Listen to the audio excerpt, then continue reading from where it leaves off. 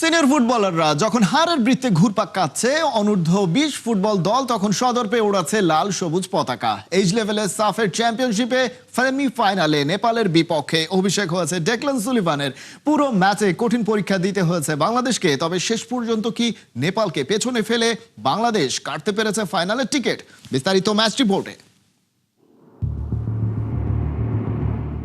America প্রবাসী footballer Ronan Sullivan কাঁপিয়ে দিয়েছিলেন পাকিস্তানের দুর্গ, একাই করেছিলেন জোড়া গোল। তাই তো প্রশ্ন উঠছিল, সাইডলাইনে বসে থাকা ওর আপন ভাই ডেকলান সুলিভানের অভিষেক হচ্ছে না কেন? সেই প্রত্যাশা পূরণ হলো সেমিফাইনালে এসে। ডেকলান নেমেই ঝলক ম্যাচের স্টপেজ টাইমে ভাই রোনানের সাথে বল দেয়া নেয়া, তারপর সুমন সরেনকে ডি বক্সের মধ্যে বল বাড়ানো। সুমন কিকটাও নিয়েছিলেন ভালোই, কিন্তু নেপালি গোলকিপার নুরবুভোতের দৃঢ়তায় গোলটা আর হয়নি।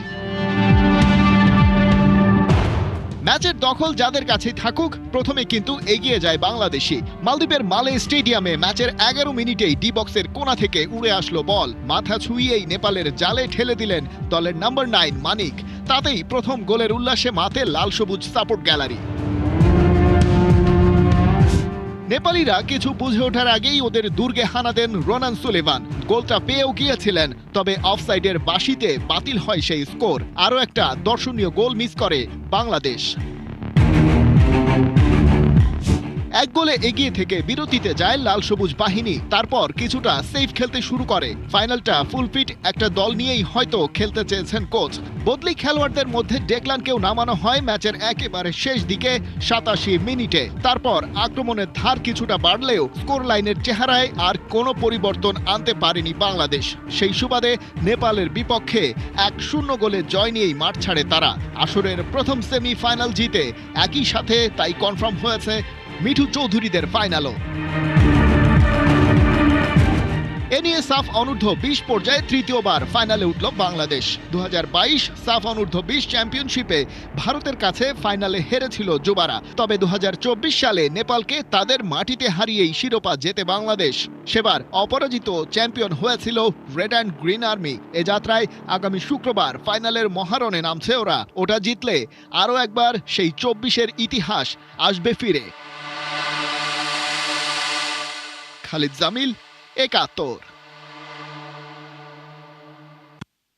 বাংলাদেশ জাতীয় দলে নেই সলিড নাম্বার 9। সিঙ্গাপুর ম্যাচের পর অনেকটা আক্ষেপ করে বলছিলেন সমিত সোম, তবে ফরওয়ার্ড লাইনের সেই ঘাটতি পুষিয়ে দিতে পারেন রোনান সুলিভান।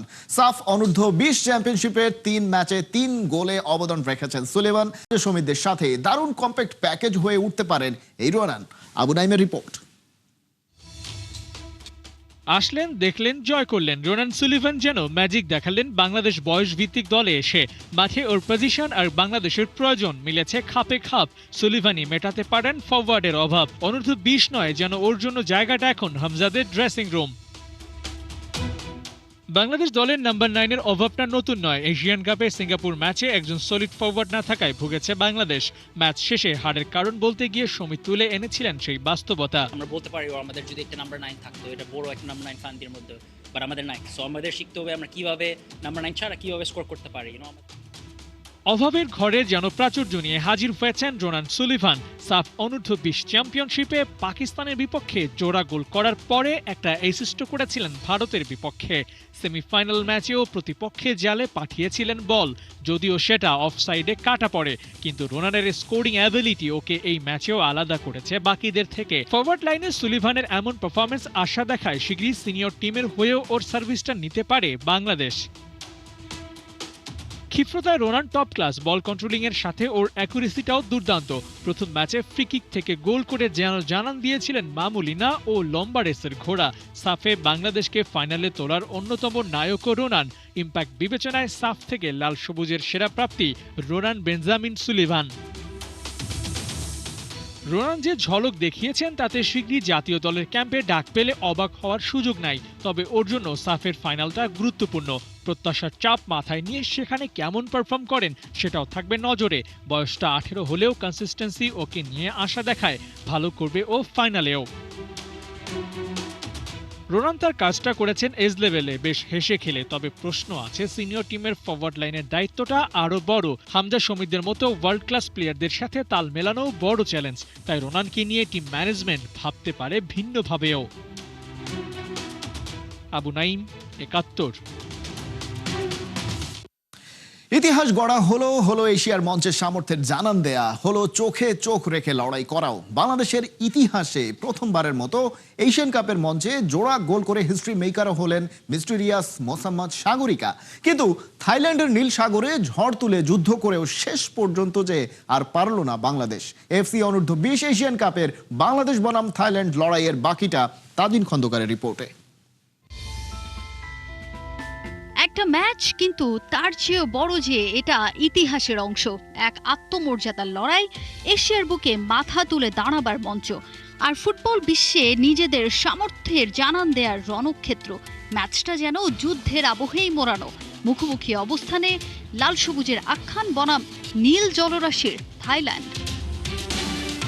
এভাবেও যে ফিরে আসা যায়, চন্দ্রবিন্দুর সেই চেনা সুরটাই যেন আজ থাইল্যান্ডের সবুজ ঘাসে নতুন রূপে প্রাণ পেল। সিনিয়রদের অসমাপ্ত উপন্যাসে আজ নতুন এক অধ্যায় যোগ করলেন বাংলার জয়িতারা। এশিয়ান কাপের মূল মঞ্চে প্রথম গোল, ইতিহাসের পাতায় খোদাই হলো এক অমোঘ কাব্য। হেরে যাওয়ার ভয়কে পেছনে ফেলে বাঘিনীদের এই আবির্ভাব যেন আগামীরই এক নতুন সুর। ম্যাচের শুরু থেকেই লাল সবুজের দাপট, যেন মেঘ চিরে হঠাৎ আসা এক চিলতে রোদ। 20 না পেরোনো এই তরুণীদের ওপর চাপ ছিল পাহাড় সম। একদিকে প্রতিপক্ষ শক্তিশালী থাইল্যান্ড, অন্যদিকে তারাই আবার স্বাগতিক। কিন্তু ব্রিটিশ মাস্টারমাইন্ড পিটার বাটলারের সেই সাহসী হাই লাইন ডিফেন্স তত্ত্বই দেখালো আলোর দিশা। সেই সাহসের মূর্ত প্রতীক হয়ে আজ জ্বলে উঠলেন মোসাম্মদ সাগরিকা। 31 মিনিটে মাঝমাঠ থেকে পাওয়ার থ্রু পাস ধরে যেন এক ক্ষিপ্রচিতা 3 থাই ডিফেন্ডারকে বুড়ো আঙুল দেখিয়ে 45 গজ দূর থেকে বল টেনে নিয়ে গোলরক্ষককে পরাস্ত করা, এ যেন এক রাজকীয় ফিনিশ। 1-0-তে লিড। সাগরের মতো বিশালতা নিয়ে আসা সাগরিকার নামটা তখনই স্বর্ণাক্ষরে লেখা হয়ে গেল ইতিহাসের ডায়েরিতে। বিরতিতে বাংলাদেশ যায় জয়ের সুবাস নিয়ে। বিরতির পর আবারও সেই জাদুকরী সাগরিকা 50 মিনিটে জোড়া গোল করে লিড দ্বিগুণ করেন এই মিস্ট্রিয়াস ফরওয়ার্ড। স্বপ্ন তখন হাতের মুঠোয়। পোস্টের নিচে চীনের প্রাচীর হয়ে দাঁড়িয়ে মিলি আক্তার একে একে নস্যাৎ করছিলেন থাই বারুদ। কিন্তু কথাই বলে না, ঘর পোড়া গরু যে সিঁদুরে মেঘ দেখলেও ডরায়। জয়ের নেশায় যখন বুঁদ গোটা দেশ, ঠিক তখনই ছন্দপতন। সুরমা জান্নাত ও নবীরনের অপ্রয়োজনীয় ফাউল উপহার দিল 2-2টা পেনাল্টি। স্পট কিকের সেই 2 আঘাতে সমতায় ফেরে থাইল্যান্ড। মানসিক সেই ধাক্কায় কিছুটা দিশেহারা ডিফেন্সের সুযোগ নিয়ে স্কোর লাইন 3-2 করে ফেলে স্বাগতিকরা। এরপর আর স্বপ্না রানীদের দূরপাল্লা শট কিংবা মিলের অ্যাক্রোবেটিক সেভ সবই যেন কেবল দীর্ঘশ্বাসই বাড়ালো। কয়েক মিনিটের ট্যাকটিক্যাল ভুল কেড়ে নিল এক ঐতিহাসিক জয়। শেষের গল্পটা রঙিন তুলিতে রাঙানো হলো না, বুক ভরা চাপা কান্না নিয়েই শেষ হলো এশিয়ান কাপের এই মিশন। তবে স্কোরবোর্ড যাই বলুক, এশিয়া জেনে গেছে বাংলার বাঘিনীরা যে লড়তে জানে, বাঘিনীরা ফিরতে জানে। তাজিন খন্দকার, ৭১। শেষ হলো হামজা সমিতদের এশিয়ান কাপ বাছাই পর্ব মিশন। এবার পালা নতুন করে লাল সবুজদের ঢেলে সাজানোর, যেখানে সবচেয়ে বড় আলোচনার নাম হেড কোচ হাভিয়ের কাবরেরার পরিবর্তন। গুঞ্জন আছে নতুন করে চুক্তি বাড়াতে নানা মহলে তদবির করছেন এই স্প্যানিয়ার্ড। সাফ চ্যাম্পিয়নশিপ পর্যন্ত দেখা যেতে পারে তাকে। সিঙ্গাপুর থেকে হাসান সজীবের পাঠানো রিপোর্ট। ক্লান্ত পরিশ্রান্ত ফুটবলাররা এশিয়ান কাপ বাছাই পর্বে শেষ ম্যাচটাতে সিঙ্গাপুরের বিপক্ষে লড়াই করেও বাংলাদেশ জিততে পারেনি। তবে ব্যাপারটা এমন নয় বাংলাদেশ এই ম্যাচটা জিতলে যে এশিয়ান কাপে চলে যেত। তবে এখন এসব আক্ষেপ হতাশার গল্প বাদ দিয়ে বাংলাদেশকে নতুন মিশন শুরু করতে হবে। টিম ইমপ্রুভ করছে, কিন্তু কীভাবে জিততে হয় সেটার প্রক্রিয়া এখন আমাদের যেতে হবে। আমার যেটা অপিনিয়ন আছে, প্লাস এখানে আমাদের অনেক এক্সিকিউটিভ কমিটির মেম্বাররা আসছিলেন, ভাইস প্রেসিডেন্টরা আসছিলেন, তারাও পর্যবেক্ষণ করেছেন। প্লাস সব কিছু মিলিয়েই একটা চুলছেরা বিশ্লেষণ হবে। আমাদের যে ফিনিশারের অভাব, সেই ফিনিশার নিয়ে আসলে আমাদের পুরা ফুটবলটার ফরম্যাটটার ঢাকা লিগ বলেন এবং খেলাধুলার যে স্তরগুলো আছে সেগুলো নিয়ে আসলে কাজ করতে হবে। না হলে আমাদের এই দিন শেষে ওই আক্ষেপের সাথে থাকতে হবে। টিম ম্যানেজার আমির খানের সঙ্গে আপনি একমত হবেন, বাংলাদেশ বারবার ভালো খেলছে কিন্তু ভালো ফুটবলটা আসলে সবাই গ্রহণ করবে না। দিন শেষে দরকার বাংলাদেশের গোল করা, জয় দরকার। আর এই জয়টা শুধুমাত্র 1-2টা ম্যাচে নয়, বাংলাদেশকে লম্বা একটা প্ল্যান করতে হবে আগামী 4 বছর 5 বছর বাংলাদেশের ফুটবলটাকে বাফুফে কোথায় নিয়ে যেতে চায়। আর তার সবচেয়ে বড় অংশ হচ্ছে কোচ পরিবর্তন করা। এই ম্যাচটা দিয়ে কোনোভাবে হাভিয়ের কাবরেরাকে বিচার করা যাবে না যে তিনি কোচ হিসেবে থাকবেন কি থাকবেন না, কারণ তার ম্যাচটা শেষ হয়ে গেছে এই ম্যাচের মাধ্যমে এবং আগে থেকে সবার একটা দাবি ছিল এবং তার পারফরমেন্সও তাই বলে যে তিনি বাংলাদেশের সঙ্গে এখন আর চুক্তি বাড়ানোর মতো ওই জায়গাটায় নেই। বাফুফে থেকে বারবার বলা হচ্ছিল এই ম্যাচের পরেই একটা সিদ্ধান্ত আসবে, একটা চমক আসতে পারে। বাফুফে কি নতুন কোচ পেয়ে গেছে নাকি হেড কোচ হাভিয়ের কাবরেরাকে রেখে দেওয়া হবে সাফ চ্যাম্পিয়নশিপ পর্যন্ত? কেননা একটা ব্যাপার এখানে চলে আসতে পারে, হেড কোচ হাভিয়ের কাবরেরা অনেক বছর ধরে বাংলাদেশকে চেনেন, এই উপমহাদেশের ফুটবলটা তিনি জানেন, তাই বাফুফে বলতেই পারে হেড কোচ হাভিয়ের কাবরেরাকে সাফ চ্যাম্পিয়নশিপ পর্যন্ত বাংলাদেশ রাখতে যাচ্ছে। তবে এটা কি বাংলাদেশের ফুটবলের জন্য ভালো হবে? যেখানে এশিয়ান কাপে বাংলাদেশ কোয়ালিফাই করতে পারেনি সেখানে সাফ চ্যাম্পিয়নশিপটা কি তার চাইতেও বেশি গুরুত্বপূর্ণ? এখন আসলে শুধুমাত্র সাফ চ্যাম্পিয়নশিপ কিংবা এশিয়ান কাপ নিয়েই পড়ে থাকলে হবে না, বাংলাদেশের লক্ষ্যটা আরো বড় হতে হবে। কেননা বাংলাদেশের দলে হামজা চৌধুরী, সমিত সোম, ফাহমিদুল কিংবা জায়ন আহমেদের মতো ফুটবলাররা অন্তর্ভুক্ত হয়েছে। দিন শেষে সেই সংখ্যাটা আরো বাড়বে। হামজা চৌধুরী কিন্তু এই জায়গাটা একটা কথা গতকাল বলেছেন, তিনি বেশ হতাশ যে বারবার তারা খেলছেন কিন্তু ফলাফল এনে দিতে পারছেন না। আর এই ফলাফল এনে দেওয়ার ক্ষেত্রে বড় একটা ভূমিকা রাখতে পারেন কোচ। যেমনটা শোনা যাচ্ছে হাভিয়ের কাবরেরা বাংলাদেশে থেকে যাওয়ার জন্য নানা মহলে নানাভাবে তদবির করে যাচ্ছেন। এমনটাও গুঞ্জন রয়েছে যে তিনি সিনিয়র প্লেয়ারদের দিয়ে বাফুফে প্রেসিডেন্টের কাছে বারবার বলাচ্ছেন, ম্যানেজমেন্টকে দিয়ে বলানোর চেষ্টা করছেন, তার পরিসংখ্যানটা তুলে ধরার চেষ্টা করছেন। তবে এটা কি বাংলাদেশের ফুটবলের জন্য মঙ্গল বয়ে আনবে সে প্রশ্ন কিন্তু থেকেই যায়। হাসান সজীব, ৭১, সিঙ্গাপুর। নতুন করে স্পোর্টসের উদ্বোধন হবে ৩০ এপ্রিল সিলেট থেকে, তাই আজ সিলেটের 2 মাঠ পরিদর্শন করেন ক্রীড়া প্রতিমন্ত্রী আমিনুল হক। এদিন সিলেটের ক্রীড়াঙ্গনের চলমান অনিয়ম হাতে নাতে ধরেন তিনি। সিলেট আন্তর্জাতিক ক্রিকেট স্টেডিয়াম ঘুরে দেখার সময় খুদে খেলোয়াড়দের সঙ্গে কুশল বিনিময় করেন যুব ও ক্রীড়া প্রতিমন্ত্রী। আন্তর্জাতিক ক্রিকেট ভেন্যু বলেই হয়তো এখানে তেমন কোনো অনিয়ম পাননি, কিন্তু সিলেট জেলা স্টেডিয়ামের জরাজীর্ণ অবস্থা দেখে আমিনুল হক ক্ষোভ প্রকাশ করেন আগের সরকারের প্রতি। শুধু মাঠের অবস্থাই খারাপ নয়, জেলা স্টেডিয়াম সংলগ্ন দোকানে চলছে মহাদুর্নীতি। আমিনুল হক সবকিছুই হাতে নাতে ধরেন। তারা জোর করে ক্ষমতায় ছিল, তখন তারা শুধু উন্নয়নের নামে শুধু মেগা দুর্নীতি করেছে, যার কারণেই আজকে এই সিলেট জেলা স্টেডিয়ামে এসে যে অব্যবস্থাপনা দেখলাম এবং যেই জরাজীর্ণ অবস্থা দেখলাম সেটি খুবই দুঃখজনক। কি আমাদের সেই 12 থেকে 14 বছরের যে শিশু কিশোররা রয়েছে তাদের অংশগ্রহণের মাধ্যমেই আমরা এই স্পোর্টস আগামী 30 এপ্রিল আমাদের মাননীয় প্রধানমন্ত্রী ইনশাল্লাহ সবকিছু ঠিক থাকলে এই সিলেট জেলা স্টেডিয়াম সহ আমাদের 64টি জেলায় একই দিনে আমরা আমাদের এই নতুন করে স্পোর্টস আমরা উদ্বোধন করব ইনশাআল্লাহ। ওডিআইতে ২০-৩০-এর ঘরে গিয়ে কেন বারবার হোঁচট খাচ্ছেন নাজমুল শান্ত? জাতীয় দলের ব্যাটিং কোচ আশরাফুল বলছেন অতি আক্রমণাত্মক না হয়ে ফোকাস ঠিক রেখে খেললেই মিলবে সাফল্য। শান্তর আরেক প্রিয় কোচ হান্নান সরকারের বিশ্বাস নিউজিল্যান্ডের বিপক্ষে বড় রানের দেখা পাবেন বাঁহাতি উইলোবাজ। সাইফুল রূপকের রিপোর্ট। ভাবছেন ওয়ানডে ক্রিকেটে রান নাই তাই মুখ ঢেকে হাঁটছেন নাজমুল শান্ত? হ্যাঁ, পারফরমেন্স পড়তি, কিন্তু শান্ত সাহসী, কলিজা বড়, ভেঙে পড়ার মতো ছেলে না। যে কোনো সময় হতে পারেন অশান্ত। 22 গজ মাতাতে নেই চেষ্টার কমতি। স্পেশাল মাস্ক পরে ওয়েট নিয়ে শারীরিক কসরত, সোজা কথা সব বাধা আর চ্যালেঞ্জকে সজোরে চালিয়ে উড়িয়ে দিতে তৈরি হচ্ছেন নাজমুল হোসেন শান্ত। আজকাল অনুশীলনে একটু বেশি সিরিয়াস এই বাঁহাতি, কারণ ওয়ানডের ওয়ান ডাউন ব্যাটারের সেঞ্চুরি নেই 2 বছর ধরে। সবশেষ 50 এসেছে 2025-এর ফেব্রুয়ারিতে।